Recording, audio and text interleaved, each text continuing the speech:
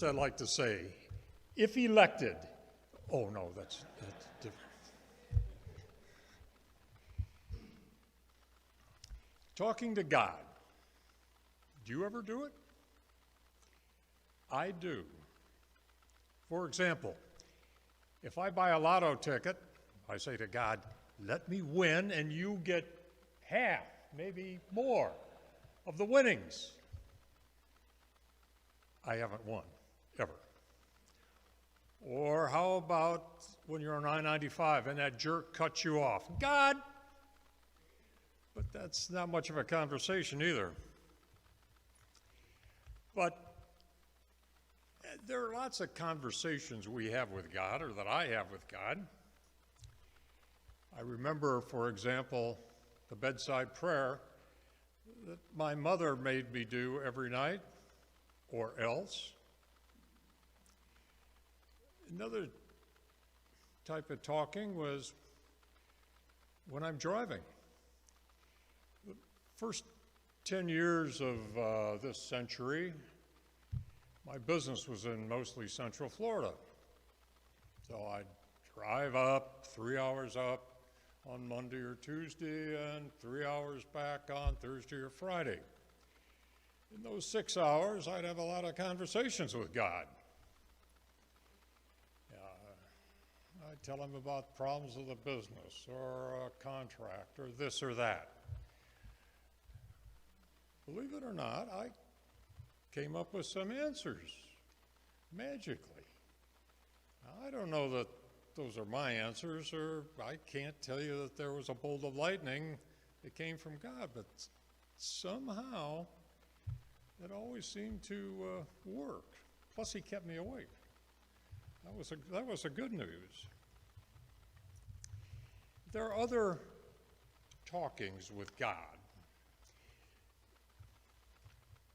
Did you ever think about whether God is really when you talk to him? Is God really there? Here's a suggestion. Google talking with God.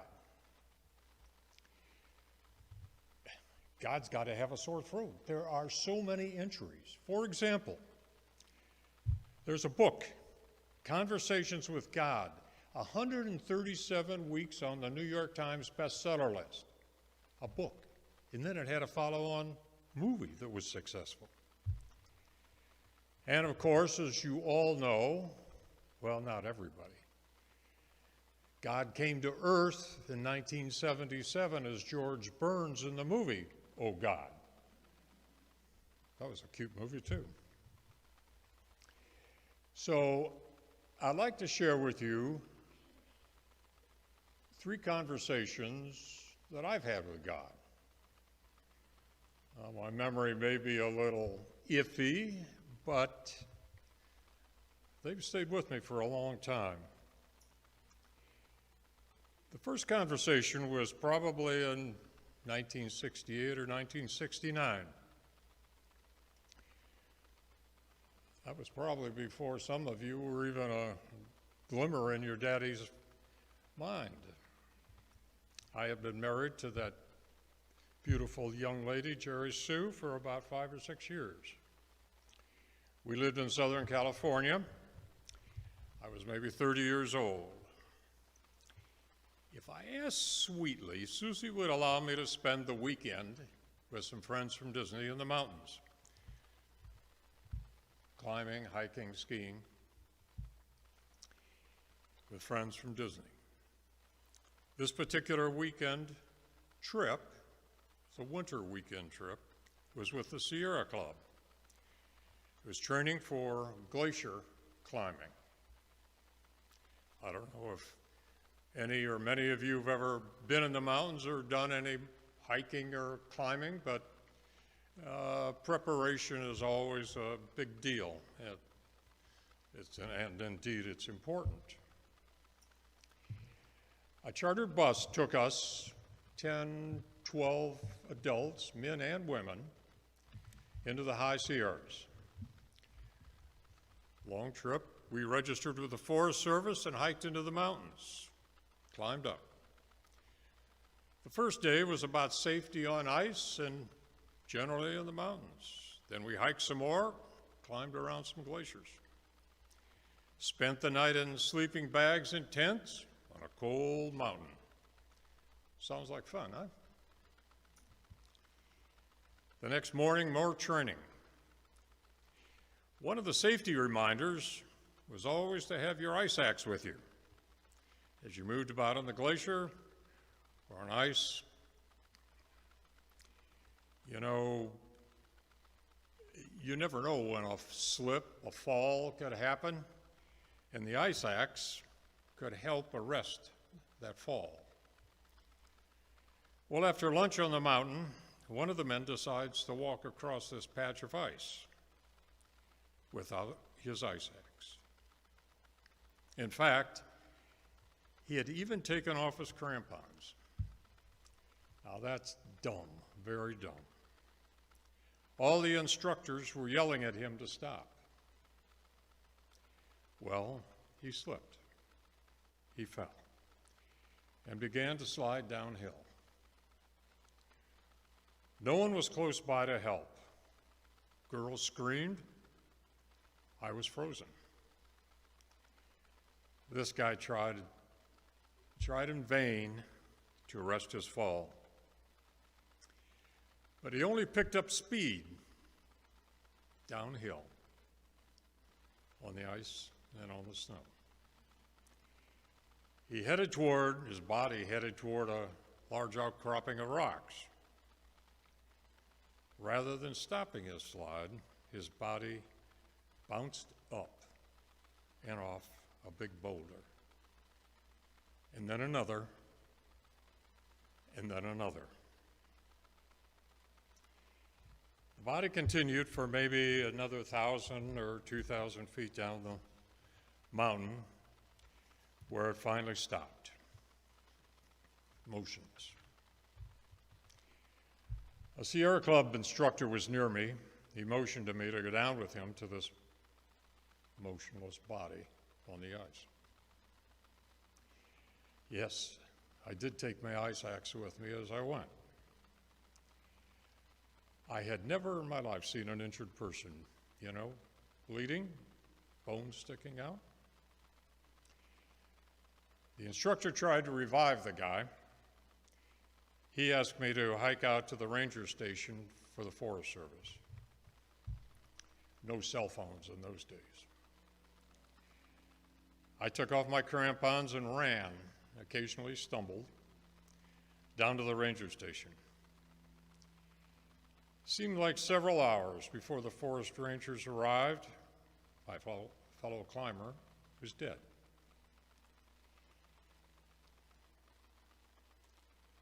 Later, a helicopter claimed his body. There was complete silence on the bus for the 4-hour trip home back to LA. I don't recall speaking to God until I was on that bus home. I finally asked God, why? Where were you? I mumbled other feelings. I silently, under my breath, I just felt so angry. It took me quite a while on that trip to understand the big picture. God made me realize that man had made the mistake, not God.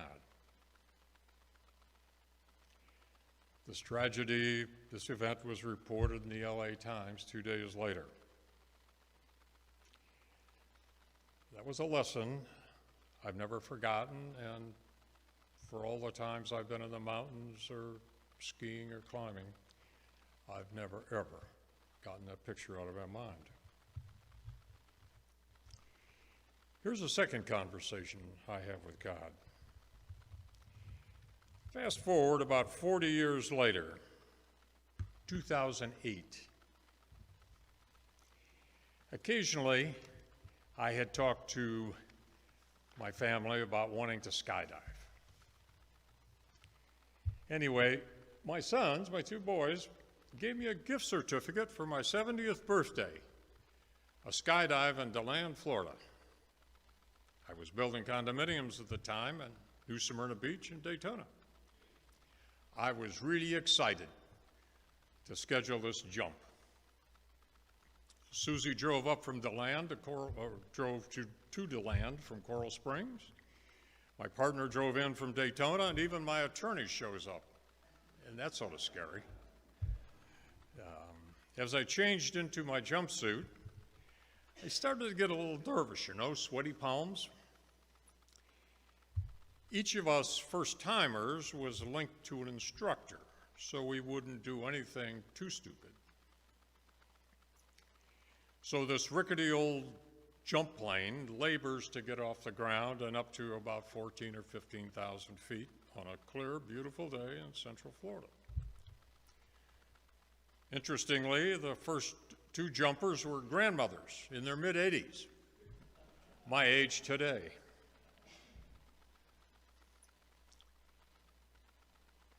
Each screamed as she jumped out of the plane.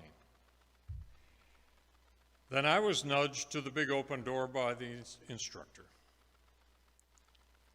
Now, more than just my palms were sweaty. My instructor stopped and yelled last-minute instructions to me over the roar of the engines. At that moment, I remember, and I do remember, praying to God, please get me down safely. We jumped, and the first 30 seconds or so was a spinning free fall. Awesome. Again, flashing through my mind, please, God, get me back to Susie safely. Then I felt the jerk of the parachute opening. Whew. Man, if you've ever jumped, it's a relief. What a beautiful experience. As we spun around to the east, I swear I could see my buildings under construction on the Atlantic Ocean beach. It was spectacular. I landed a few minutes later, hugged my beautiful wife, and thanked God for such an awesome experience. He delivered. Finally, conversation number 3 with God. Not long after my skydive adventure in 2008, the financial markets of Wall Street and the world collapsed. You may remember it. The Great Recession of 2008, 2009. Long story made short, many of the buyers of our oceanfront condominiums could not or would not close on the purchase. Unfortunately, I didn't have a spare $35 million to pay off the bank loans, so I was forced into personal bankruptcy. My life in shambles. So yes, I talked to God just as often as I spoke to my attorneys.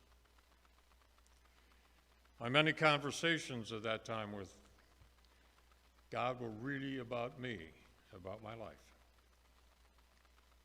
I asked for his help, his advice, not legal counsel. I don't think God used his booming voice from heaven to intimidate lenders, creditors, bankers, investors, employees. After all, they too were suffering in this terrible recession. I didn't hear his voice except a quiet night when you can't sleep.